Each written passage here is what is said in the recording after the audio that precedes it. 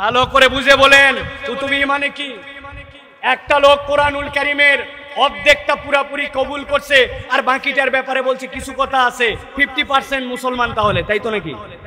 আরেকজন পুরাটাই শেষ করছে শুধু সূরা নাস, অল্প একটুখানি, ওইটার এখন আলোচনাটা ওর বোঝা হয় নাই, 99.99% মুসলমান, তাই তো নাকি? কত পার্সেন্ট? 0%। প্রিয় ভাইরা ভালো করে মনে রাখবেন, আমরা বলছি আমানতু বিল্লাহি ওয়া মালাইকাতিহি ওয়া কুতুবিহি, আল্লাহর আইন বিধান যেটা আমার মাথায় ধরে সেটাও স্বীকার করি, যেটা আমার মাথায় ধরে না ওটাও স্বীকার করি, তবেই সে মুসলমান। তাছাড়া ওই মুসলমানের দাম আল্লাহর কাছে নাই, ঠিক কি না? বাঁচার একটা উপায় আছে। এখন থেকে আমরা আমানতু বিল্লাহি ওয়া মালাইকাতিহি ওয়া কুতুবিহি ওয়া রুসুলিহি এইটা না বলে আমরা সিস্টেম করে আগেই বলে নিব আমানতু বিল্লাহি ওয়া মালাইকাতিহি ওয়া কিছু কিছু কুতুবি। অতএব আমরা বলবো আমানতু বিল্লাহি ওয়া মালাইকাতি ওয়া যদ্দুর বুঝি তদ্দুর কুতুবি। কবরে যায় ফেরেশতা ধরছে, কি ব্যাপার, তোমার কিতাব কোনটা? বলে আমি আগেই বলে আসছিলাম যদ্দুর বুঝি তদ্দুর কুতুবি। বাটাম কিন্তু একটাও মাটিতে পড়বে না। অতএব ধানাই পানাই মুসলমান হয়েন না, কেবলমাত্র দাড়ি টুপি দিয়ে মুসলমান হওয়া যায় না, নামের আগে মোহাম্মদ থাকলে মুসলমান হওয়া যায় না, ঈদের নামাজে জাতীয় মসজিদে সামনের কাতারে বসলে মুসলমান হওয়া যায় না। মুসলমান হতে হলে আল্লাহর জমিনে আল্লাহর আইনে দেশ চলবে, পুরো পৃথিবী চলবে, এইটার প্রতি আপনার সমর্থন থাকতে হবে। এই সমর্থন না থাকলে মুসলমান হওয়া যায় না। চ্যানেলটি সাবস্ক্রাইব করে আমাদের সঙ্গেই থাকুন। আউযু বিল্লাহি মিনাশ শাইতানির রাজীম। বিসমিল্লাহির রাহমানির রাহিম।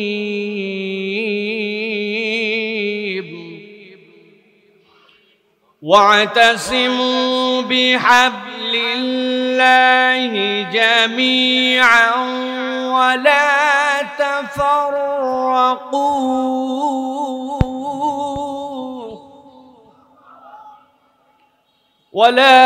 تفرقوا واذكروا نعمة الله عليكم إذ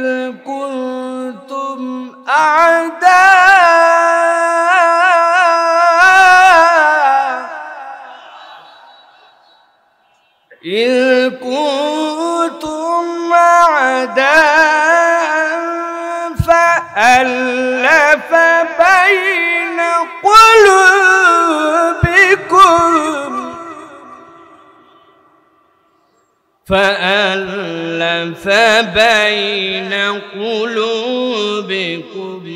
فأصبحتم بنعمتي إخوانا.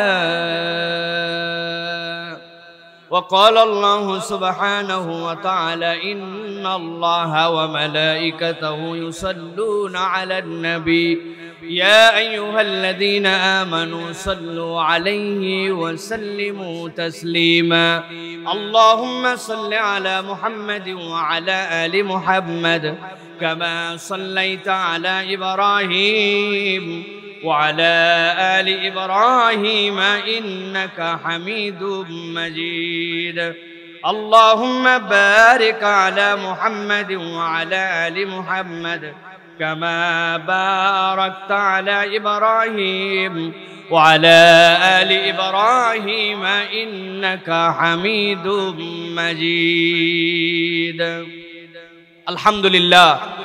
সম্মানিত হাজিরিন, আজকে চমৎকার আয়োজনে যারা আমরা সকলে উপস্থিত হয়েছি, যারা আমরা এই প্রাণবন্ত প্রোগ্রামটিকে সাফল্যমণ্ডিত করার জন্য নিজেদের জীবনের মূল্যবান সময়গুলোকে ফারেক করে এখানে হাজির হয়েছি, আমরা আল্লাহ রাব্বুল আলামিনের কাছে কৃতজ্ঞ হচ্ছি। যারা আয়োজন করেছেন, যারা এসেছেন, যারা কথা শুনছেন, সকলের প্রতি আন্তরিক মোবারকবাদ জানাচ্ছি এবং আল্লাহ রাব্বুল আলামিনের কাছে কৃতজ্ঞতা জানাচ্ছি। আজকের থেকে 1 বছর আগেও যদি আমাদের কাছে বলা হতো যে এইরকম বাইতুল মোকাররমের পাশে এরকম ফুটওভার ব্রিজের নিচে বাংলাদেশে এরকম আলেম ওলামারা বসে কথা বলবেন, এই কথা বলার জন্য যে অনুমতি নেওয়া লাগতো, এর জন্য যে ঘোরাঘুরি করা লাগতো, এর জন্য যে মানুষের কাছে পদলেহন করতে হতো, আল্লাহ রাব্বুল আলামিন আমাদেরকে সেই সময়টুকুকে পরিবর্তন করে একটা সুসময় আমাদেরকে দান করেছেন। এটা দুনিয়ার বুকে অনেকে অনেক ক্রেডিট নিতে পারে, অমুকে মাস্টারমাইন্ড, তুমুকে হ্যান্ড করেছে, তুমুকে ঘোষণা দিয়েছিল, এইগুলা যা বলবে, যারা বলবে তারা আল্লাহ রাব্বুল আলামিনের সাথে গাদ্দারি করবে। আল্লাহ রাব্বুল আলামিনের ইচ্ছা ছাড়া এই বাস্তবতায় আমাদের সামনে আসার সম্ভাবনা ছিল না, ঠিক না? অতএব আমরা আল্লাহ রাব্বুল আলামিনের কাছে কৃতজ্ঞ হচ্ছি, আলহামদুলিল্লাহ।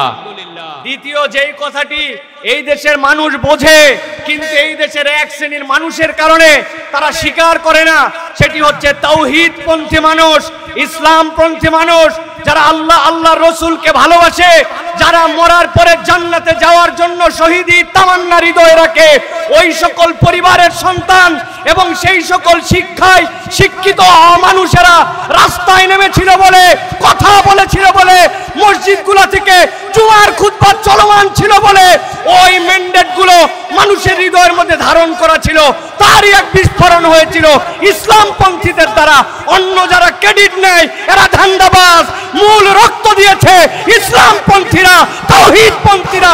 ইসলামপন্থীরা না থাকলে বাংলাদেশের এই নতুন বাংলাদেশ দেখার স্বপ্ন হতো না।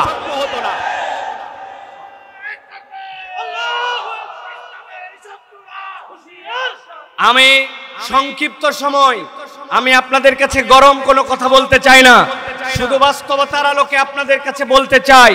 আজকে আমাকে একটা নির্ধারিত পয়েন্টের উপরে সংক্ষিপ্ত সময় কিছু কথা বলার জন্য আমাকে নির্দেশনা দেওয়া হয়েছে।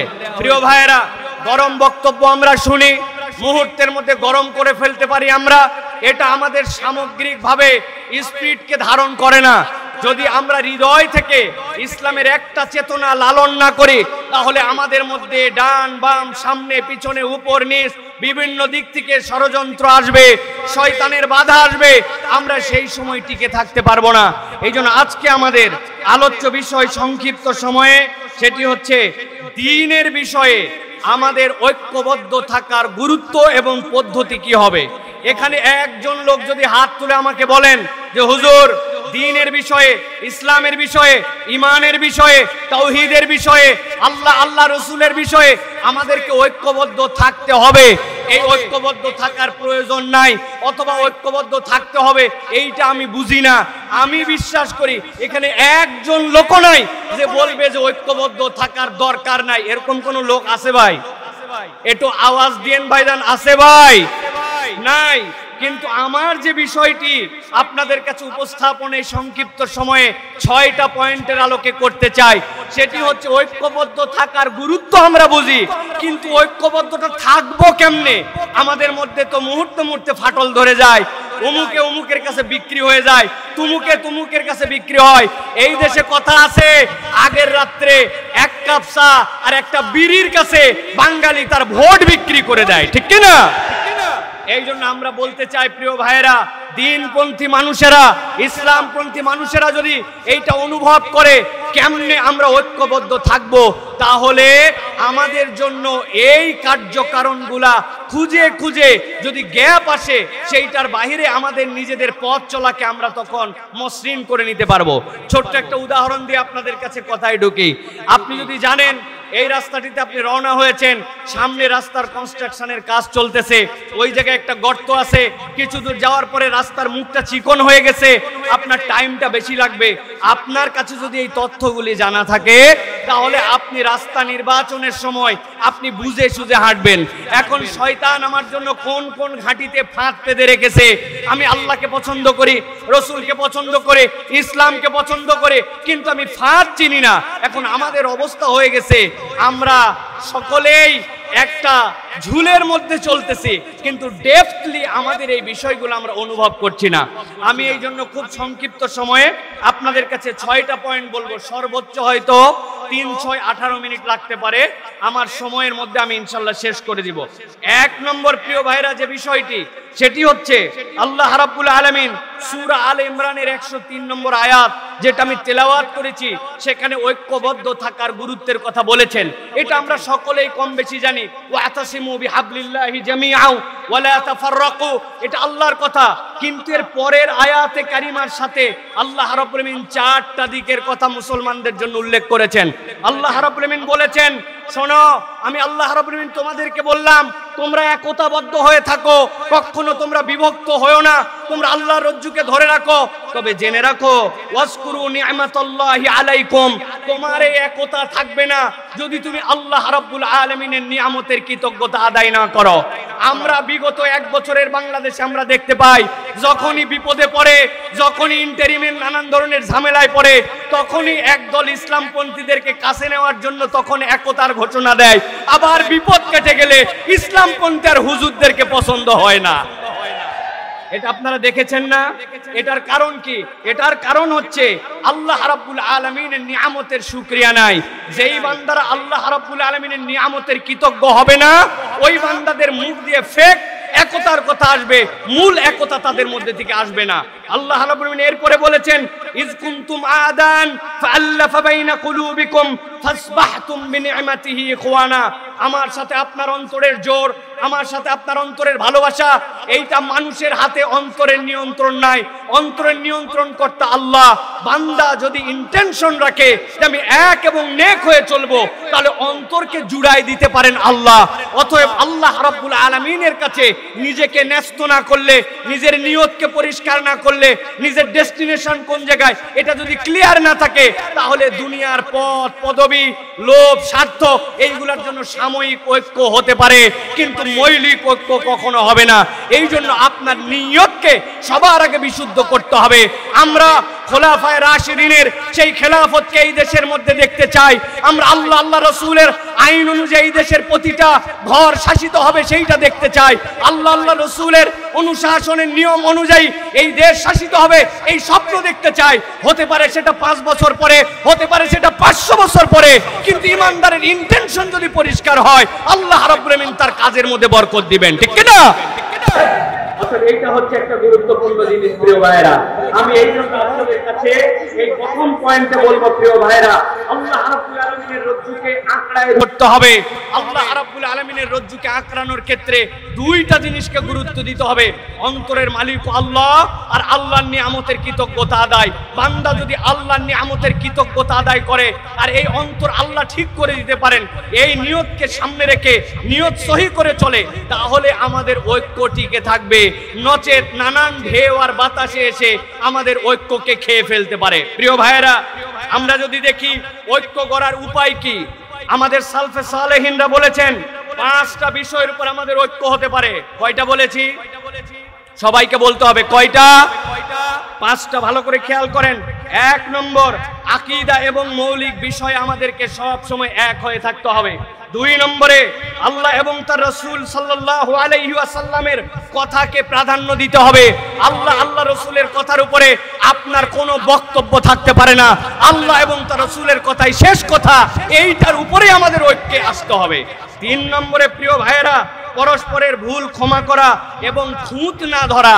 আমরা কেউ একটু কিছু করলেই তার ভুলকে বড় করে হাইলাইটস করে দেই, ছোট্ট একটু বিষয়কে ফুলায়া ফাপায় আমার স্বার্থের বিরুদ্ধে গেলে ব্যাপক করে দেখায়। ভুলকে বড় করে দেখানো যাবে না, এটা শয়তানের ধোঁকা। 4 নম্বর যেটা বলবো, উম্মার বৃহত্তর স্বার্থকে আপনার সব সময় প্রাধান্য দিতে হবে। উম্মার স্বার্থ যদি আপনি না দেখেন, তাহলে কখনো এই ঐক্য ভিত্তি প্রস্তর তার মজবুত হবে না। সর্বশেষ, শয়তানের ফাঁদ আছে 3টা: হিংসা, অহংকার আর গীবত। হুজুরদেরকে নামাজ থেকে দূরে রাখতে পারে না, হুজুরদেরকে দিয়ে মিথ্যা কথা বলাতে পারে না, হুজুরদেরকে দিয়ে চুরি করাতে পারে না, হুজুরদেরকে দিয়ে বিভিন্ন ধরনের অন্যায় অপকর্ম করাতে পারে না, কিন্তু ইসলামপন্থীদেরকে দিয়ে শয়তান 3টা কাজ সুন্দর করে করায়। একটা হিংসা করাবে, আরেকটা অহংকার করাবে, আরেকটা গীবত করাবে। আপনার কাজ দেখে আপনার মনে হবে আমি যা কাজ করতেছি অন্যরা কিছুই করতেছে না, আপনার নিজের মধ্যে একটা লেভেলে উঠাবে।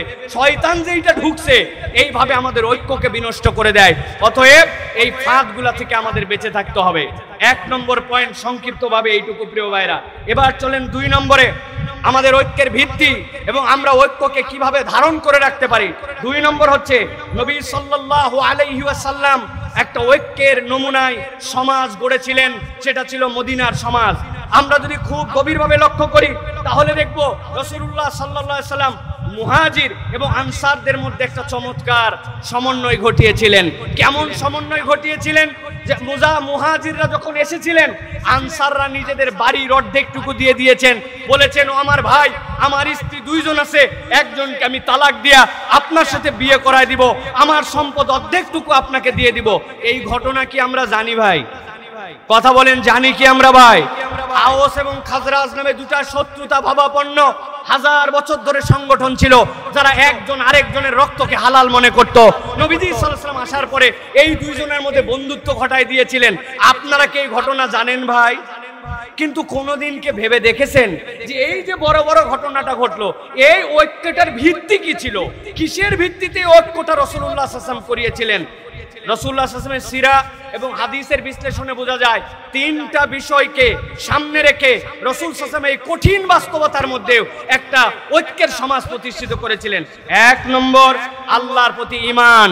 আল্লাহর প্রতি যদি বিশুদ্ধ ঈমান না থাকে, ওই ঐক্য আপনি যতই ঐক্যের কথা বলেন, ওই ঐক্যের গোড়ার মধ্যে গন্ডগোল থাকবে, ওই ঐক্য কখনো কার্যকর ঐক্য হবে না। 2 নম্বরে যেটা প্রিয় ভাইরা, সহানুভূতিশীল অন্তর। আজকের ইমানদার আমরা যারা সহানুভূতিশীল অন্তর না, রুড়ো যত, গরম যত, যে যত কাঠখোট্টা আমরা মনে করছি তত বোধহয় ইমানদারদের পারফরমেন্স। অথচ জেনে রাখেন রাসূলুল্লাহ সাল্লাল্লাহু আলাইহি ওয়াসাল্লামের ব্যাপারে কুরআন মজিদের কোথাও বলা নাই নবীজি সাল্লাল্লাহু আলাইহি ওয়াসাল্লাম অনেক সুন্দর একজন নামাজ আদায়কারী ছিলেন, অথচ নবীর থেকে সুন্দর সালাত কেউ আদায় করতে পারবে না। নবীজির ব্যাপারে পুরা কোরআনে কোথাও বলা নাই নবীজি খুব সুন্দর যাকাত আদায়কারী ছিলেন, অথচ নবীর থেকে বেশি দান সাদাকাকারী কেউ ছিল না।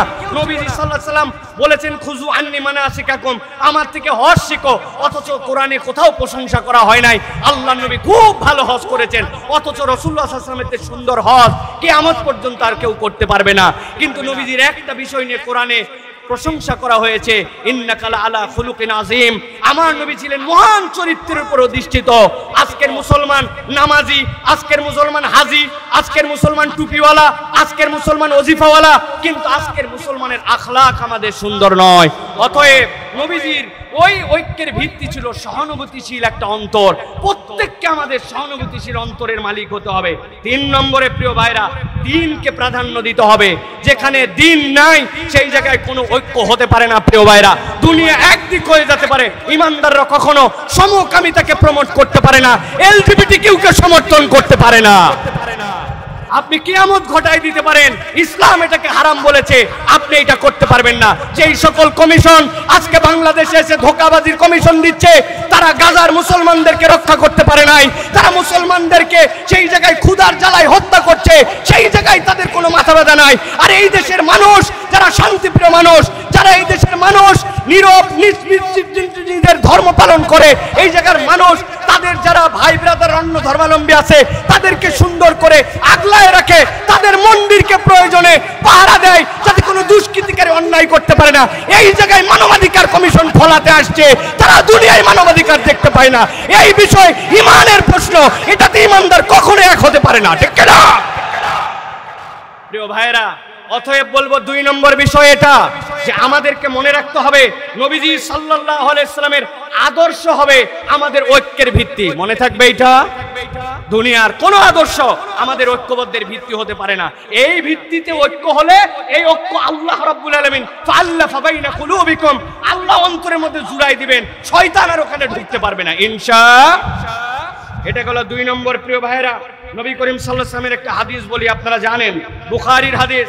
আল্লাহ নবী বলছেন, আল মুমিনু লিল মুমিনি কাল বুনিয়ান ইয়াশুদ্দু বা'দাহু বা'দা একটা বিল্ডিং যেরকম ইটের পরে ইট গেথে তারপরে সেটা একটা স্ট্রাকচারে দাঁড়ায়, একটা মুমিন আরেকটা মুমিন হচ্ছে এরকম বুনিয়ান। কোন একটা মুমিনকে বাদ দিয়ে আপনি মনে করবেন যে আমি একা একা জান্নাতে চলে যাব, এইটা মুমিনের চরিত্র হতে পারে না। অতএব প্রত্যেকটা মুমিনের সাথে সহানুভূতিশীল হৃদয় নিয়ে তার প্রতি আমার ভালোবাসা রাখতে হবে। এইটা হবে আমার ঐক্য টিকিয়ে রাখার অন্যতম একটা দর্শন। 3 নম্বরে প্রিয় ভাইরা, সমাজে যদি ঐক্য না থাকে তাহলে আমাদের কি হতে পারে একটু ভালো করে খেয়াল করেন প্রিয় ভাইরা। আল্লাহ রাসূল সাল্লাল্লাহু আলাইহি ওয়াসাল্লাম ঐক্য প্রতিষ্ঠা করলেন, এরপরে সমাজ একটা সুন্দর সমাজের দিকে গেল। আল্লাহ রাব্বুল আলামিন কুরআনুল কারীমের সূরা আনফালের 46 নম্বর আয়াত, এই আয়াতের মধ্যে আল্লাহ রাব্বুল আলামিন দুনিয়ার মানুষকে বলছেন, শোনো, যদি তোমরা ঐক্যের মধ্যে ফাটল ধরাও, ইমানদারদের মধ্যে যদি ফাটল ধরাও, তাহলে তোমাদের সমাজের মধ্যে 3টা মহামারী, 3টা সমস্যা তোমাদের মধ্যে আসবে। সূরা আনফাল 46 নম্বর আয়াত, আল্লাহ বলছেন ওয়ালা তানাজারু ফাতাফশালু ওয়া তাযহাবা রিহুকুম। আল্লাহ রাব্বুল আমিন বলছেন কোরআনুল কারীমের মধ্যে যদি কোনো বান্দারা নিজেদের মধ্যে বিভেদ ঘটায়, এই বিবাদে জড়ায় পড়ে, তাহলে 3টা সমস্যা তাদের মধ্যে হবে। 1 নম্বরে কি হবে? তারা ব্যর্থ হয়ে যাবে। 2 নম্বরে কি হবে? শক্তি তাদের চলে যাবে। 3 নম্বরে কি হবে? ওই সমাজের মধ্যে রহমত থাকবে না।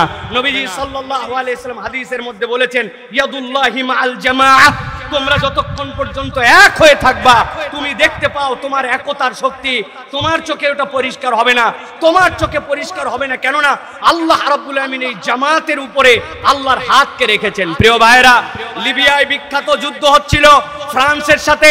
ওই ফ্রান্সের যুদ্ধে লিবিয়ায় মুজাহিদদের সাথে পারছিল না তারা। এক পর্যায়ে ফ্রান্স সিদ্ধান্ত নিল সম্মুখ সমরে মুজাহিদিনদের সাথে পারা যায় না। তারা তখন উপর থেকে হেলিকপ্টার গানশিপ দিয়ে হত্যা করার সিদ্ধান্ত নিল। মুজাহিদদের আমিরের কাছে মুজাহিদরা যে বলল, আমিরুল মুজাহিদিন, সামনের গেরিলা যুদ্ধে তারা আমাদের সাথে পারে নাই, কিন্তু এখন তো আমাদের আর কিচ্ছু করার নাই, আমাদের অস্ত্রের রেঞ্জ যে পর্যন্ত, তার উপর দিয়ে তারা হেলিকপ্টার দিয়ে আমাদেরকে হত্যা করবে। আমিরুল মুজাহিদিন তাদেরকে জিজ্ঞাসা করেছিলেন তারা কিভাবে হত্যা করবে, বলবে উপর থেকে তারা গুলি করবে। বলছে কত উপর থেকে? বলে অনেক উপর থেকে। বলে আরে কত উপর থেকে? বলে আমাদের গুলির রেঞ্জ যেখানে নাই সেখান থেকে।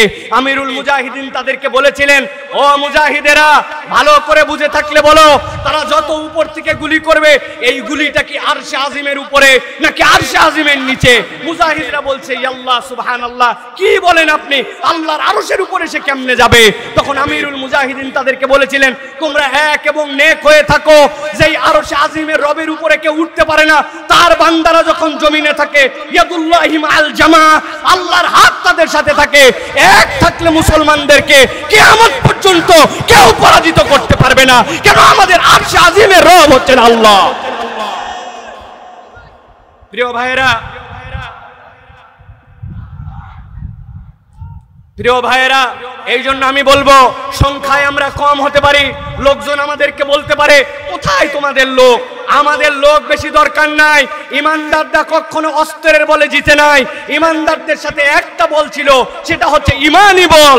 যতক্ষণ পর্যন্ত আমরা এই ঐক্যবদ্ধতার স্বপ্ন নিয়ে সীমিত স্বার্থকে ত্যাগ করে এক থাকবো, এই ইমানের বল দিয়েই মুসলমানরা বিজয়ী হবে ইনশাআল্লাহ। প্রিয় ভাইরা, এটা হলো 3 নম্বর পয়েন্ট।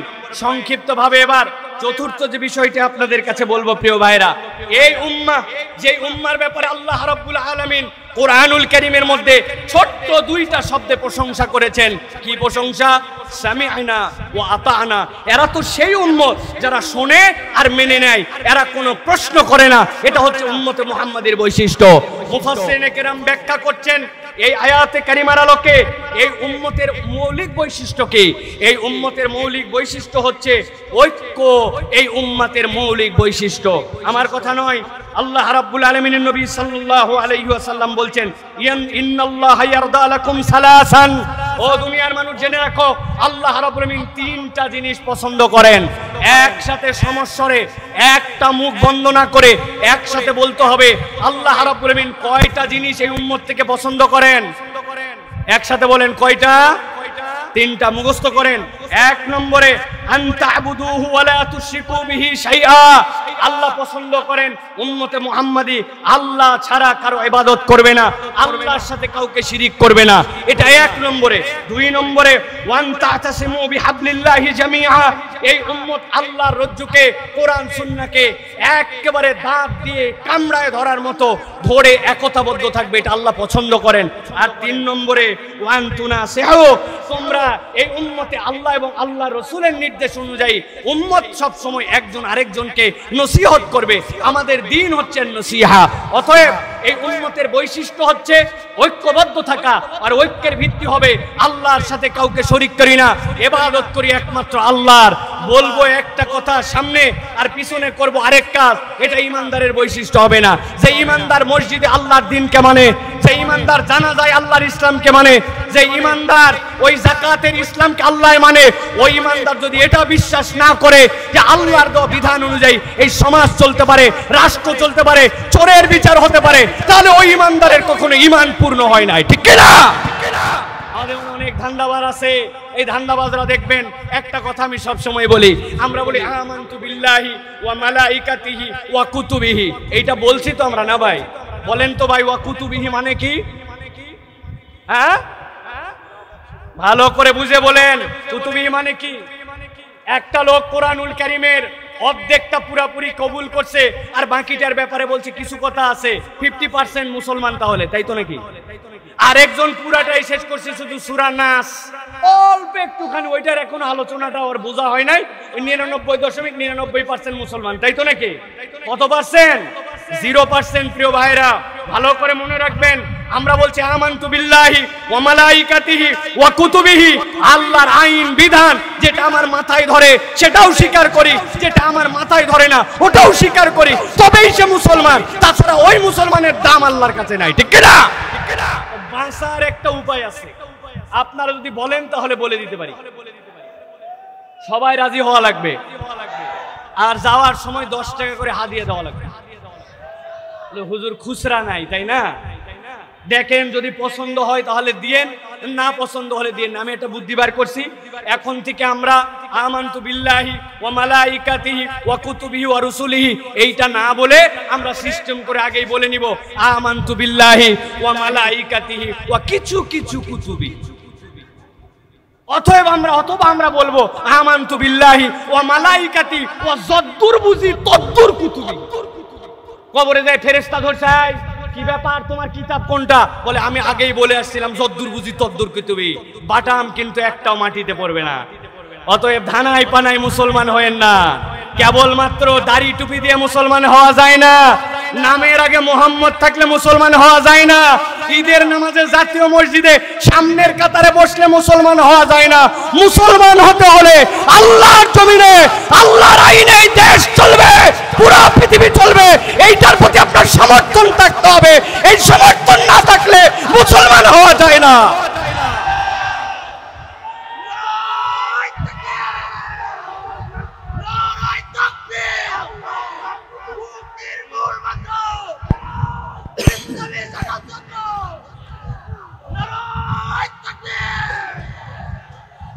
প্রিয় ভাইরা মূল পয়েন্টে আসি, যে মূল পয়েন্টে আসি। এবার আমাদের এই ঐক্যকে কিভাবে বিভক্ত করে ফেলে শয়তান, তার সংক্ষিপ্ত 3 মিনিটে 3টা দিক নির্দেশনা দেয় আপনাদের কাছে।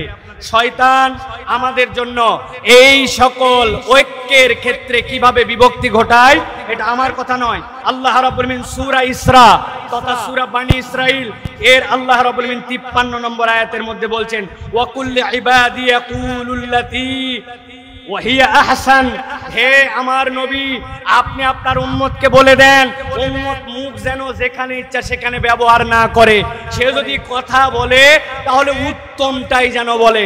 আল্লামা তকি উসমানী সাহেব তার তাফসীরের ভিতরে বলেছেন, উত্তম কথা কেবলমাত্র মুসলমানের সাথেই নয়, নন মুসলমান সকলের সাথে মুসলমান তার কথাটা যেন সুন্দর করে কথা বলে।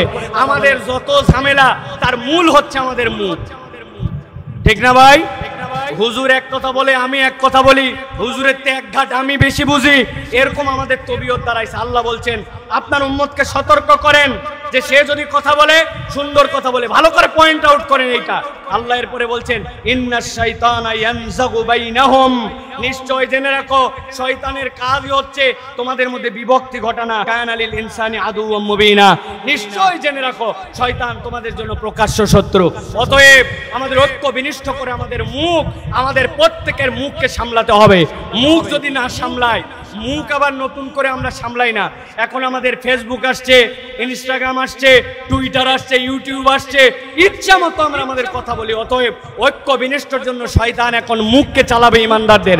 আমাদের মুখগুলাকে সতর্কভাবে ব্যবহার করতে হবে। প্রিয় ভাইরা, 2 নম্বরে যেটা বলবো সতর্ক হওয়ার জায়গা, সেটা হচ্ছে হকের উপর ঐক্য, বাতিলের সাথে কোনো ঐক্য হতে পারে না।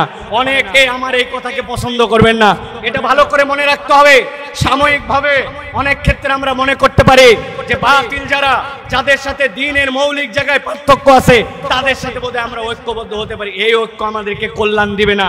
প্রিয় ভাইয়েরা, আল্লাহ রাব্বুল আলামিন কোরআনুল কারীমের মধ্যে স্পষ্ট বলেছেন, সূরা হুদ 112 নম্বর আয়াত, এখানে সকলের প্রায় মুখস্থ আছে, ফাস্তাকিম কামা উমিরতা ওয়া মান তাবা মাক। আল্লাহ রাসূল সাল্লাল্লাহু আলাইহি ওয়াসাল্লামকে বলে দেওয়া হয়েছে আপনি ওইটার উপরে মজবুত হন যেটা আল্লাহ রাব্বুল আলামিন আদেশ দিয়েছেন। অতএব আল্লাহ রাব্বুল আলামিনের নির্দেশের বাইরে আমরা কোনো ঐক্যের মধ্যে আসতে পারবো না। এটা আমাদেরকে মনে রাখতে হবে প্রিয় ভাইরা। ওই ঐক্য আমাদের টিকবে না। এই জন্য আমাদের অনেকের মধ্যে তাড়াহুড়া আছে, এত বছরের ডেডলাইন ফিক্স করে আমাকে এই ইসলাম প্রতিষ্ঠিত করে বলতে হবে। আমাদেরকে আল্লাহ রাব্বুল আলামিন এটা জিজ্ঞাসা করবেন না যে তোমরা তোমাদের হায়াতে কেন এতদিনের মধ্যে এই কাজ করতে পারো না। আল্লাহ এটা জিজ্ঞাসা করবেন না। আল্লাহ আমাদের জন্য একটা দয়া করেছেন। আমি অনেক সময় বলি, আল্লাহ কোরআনুল কারীমের মধ্যে বলেছেন আইয়ুকুম আহসানু আমালা। আল্লাহ যদি বলতেন আইয়ুকুম আকমালু আমালা, আমাদের বিপদের কাতার শেষ হয়ে যেত। নামাজে দাঁড়ানোর পরে মন চলে গেছে এদিকে, মন চলে গেছে ওদিকে।